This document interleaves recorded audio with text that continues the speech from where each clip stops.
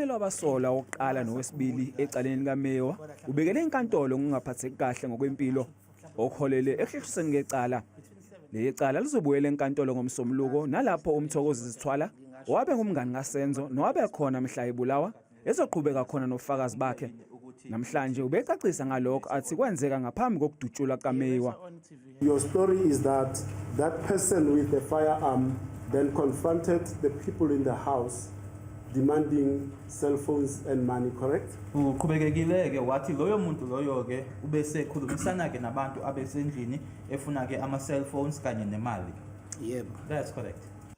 Uzoqhubeka nokugcina esitokisini samaphoyisa osola ngokuqotha umndeni wakwamemela kuze kuba ubuyele enkantolo mhla ziyishumi kwephezulu lapho kulindeleke ukuthi afake khona isicelo sebail.